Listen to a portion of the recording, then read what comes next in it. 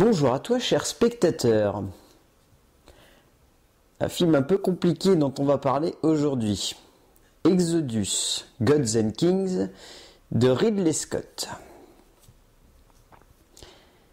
Bon, l'histoire rapidement, l'histoire c'est celle de Moïse et de Ramsès, deux personnages qui ont vécu comme des frères, mais qui vont devoir se combattre lorsque Moïse va comprendre qu'il est juif, et que Ramsès va d'essayer de le tuer. Voilà, c'est l'histoire de la Bible, pas bien compliqué. Le film, qu'est-ce que c'est? C'est un beau bordel. C'est bien compliqué. On a tendance à dire que Ridley Scott, entre grosses guillemets, est mort depuis Prometheus. Prometheus, c'est un bon film. Prometheus, c'est un très bon film. Prometheus, c'est vraiment un très bon film de science-fiction. Un très mauvais préquel à Alien, mais un très bon film de science-fiction. Exodus est un très mauvais péplum. Mais un film à peu près potable, mais un très mauvais péplum. Et en sachant que c'est supposé être un péplum, c'est pas un bon film. Exodus, déjà à la base, c'était un projet casse-gueule. Les 10 commandements ont été adaptés à de nombreuses reprises au cinéma et par les plus grands cinéastes possibles. Le plus grand restant bien sûr Cecil B. DeMille avec ses 2 versions des 10 commandements, mais bien évidemment celle avec Charlton Heston, film de 4 heures extraordinaire, revenant dans le détail sur la quête de Moïse, de liberté et de la terre promise pour le peuple hébreu.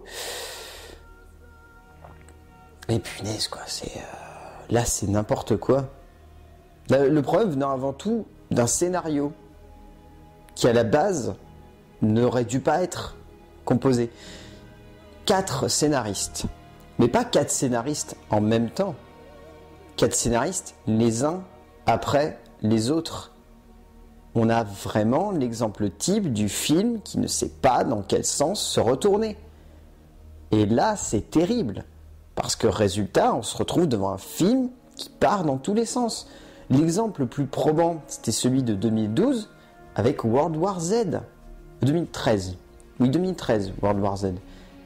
C'était World War Z, quoi. World War Z, c'était ça. C'était 4 scénaristes qui s'étaient succédés les uns après les autres. Et ça donnait quoi? Ça donnait un film qui n'avait pas de sens. Enfin, pas de sens. Si, ça avait du sens. Mais pas de sens dans les déplacements du personnage. Qui avait presque une logique proche d'un James Bond. Où il passait des États-Unis à la petite ville des États-Unis, à l'Israël, en Italie, en France, enfin à Londres, enfin c'est n'importe quoi, c'était n'importe quoi. Là c'est un peu le même principe. Pourquoi faire un péplum de 2h30 sur un truc qui mériterait de faire 4 heures? C'est pas logique à la base. Et résultat, on se retrouve avec un film qui brasse des événements qui auraient dû prendre beaucoup plus leur temps. Et on a beaucoup d'événements qui sont zappés. Et finalement, le film se résume simplement, et c'est pas une vanne, se résume simplement à l'histoire d'amour qu'a Moïse. C'est terrible de voir ça. Tout le long du film, quasiment, ça se résume à ça. C'est-à-dire que le côté épique du « je suis l'élu, c'est moi qui dois amener le peuple hébreu vers la terre promise », il est presque mis au second plan. Enfin ouais, d'un point de vue écriture, c'est quand même lamentable de ce point de vue-là. C'est vraiment débile. Après, voilà, tout le monde a tendance à dire que ça reste quand même un bon film parce que les gens s'arrêtent sur la beauté plastique du long métrage. Oui, Ridley Scott est un très grand plasticien. Il sait comment mettre en scène un film de la manière la plus esthétique possible. Mais là, c'est juste de l'esthétisme à l'état pur. Il n'y a rien derrière, il n'y a pas d'émotion qui transcende cette image. Cette image numérique, elle est très belle en elle-même. C'est un très beau travail de reconstitution. C'est superbe niveau numérique, c'est vraiment impressionnant. Mais on ne fait pas un long métrage uniquement parce que on a la possibilité de faire l'Égypte ancienne d'un point de vue numérique.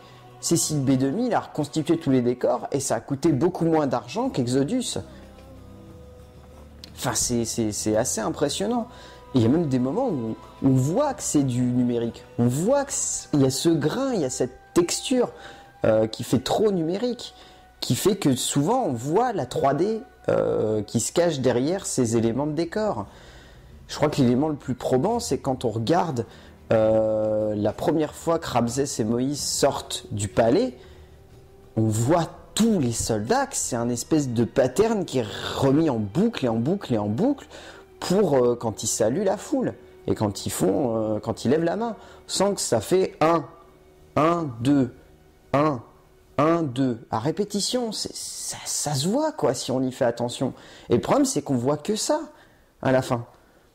Mais oui, après, oui, on peut le regarder d'un point de vue simple et se rendre compte que oui, c'est un bel objet esthétique. Mais ça rattrape pas les grosses erreurs de ce point de vue-là. Et après, il y a le casting. Le casting, c'est un petit peu compliqué.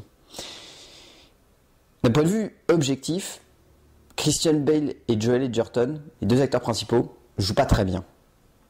Ils ont tendance à en faire beaucoup trop, ou au contraire pas assez. Et ça rend la dualité des deux hommes pas vraiment intéressante. D'un point de vue moins objectif, leurs interprétations sont très très drôles. Parce qu'on dirait deux rappeurs. Et ça n'est pas une vanne. Exodus, on pourrait presque, si on avait envie de rire et de voir ça d'un point de vue comique, Exodus, ça pourrait être l'histoire de deux rappeurs, un rappeur de la côte Est et un rappeur de la côte Ouest, qui se font un combat. Ça semble con, mais c'est exactement ça.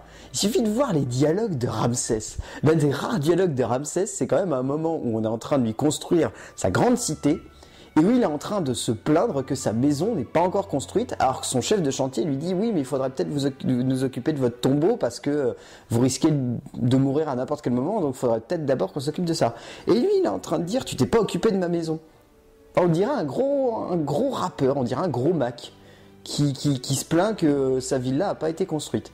Et c'est pareil, à un moment, on le voit se réveiller dans son lit, et il est dans une petite robe en soie, et on a l'impression de voir un rappeur. C'est pas une vanne, on dirait vraiment ça. Et toutes les répliques qui se balancent, on dirait que c'est un clash à la Yo Mama, leur film. C'est assez hallucinant de voir ça. Donc de ce point de vue-là, ça devient un film qui est très drôle. Mais vraiment un film qui est très drôle. Mais c'est tout. Mais oui, voilà, c'est le problème. Et puis après, on a des utilisations formelles. Dans le casting, on a Sigourney Weaver. Et qui est même pas utilisée pour 10 minutes de film. Une grande actrice comme celle-là est même pas utilisée pour 10 minutes de film. C'est terrible. Après, on a Ben Kingsley et John Turturro, deux très grands acteurs. Ben Kingsley, qui campe un personnage vraiment impressionnant. Il est complètement relayé au second plan. On s'en fout limite de ce personnage-là. Et John Turturro, il est bien utilisé, mais voilà, on garde pas son interprétation en mémoire parce qu'il n'est pas assez mis en avant. Alors que ça aurait été super intéressant de voir ce personnage de père mis en avant. Et on l'a pas. Et comme ça tout le long du film.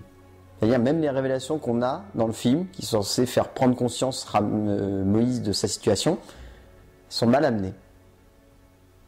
Donc ouais, il n'y a pas grand-chose à dire, ouais, si ce n'est ça. Si vous allez le voir en tant que péplum, vous allez vous faire chier. Si vous vous dites que vous allez aller voir un film sur deux rappeurs qui vont se faire un fight, c'est très drôle. Mais voilà, ça reste un élément comique. Mais ouais, donc Exodus, Gods and Kings, c'est la vraie déception de Ridley Scott. C'est la vraie grande déception de Ridley Scott. Il aurait pu faire tellement mieux et il est parti complètement en cacahuète. Donc ouais, c'est pas à voir. Gods and Kings, non, c'est pas à voir. A plus.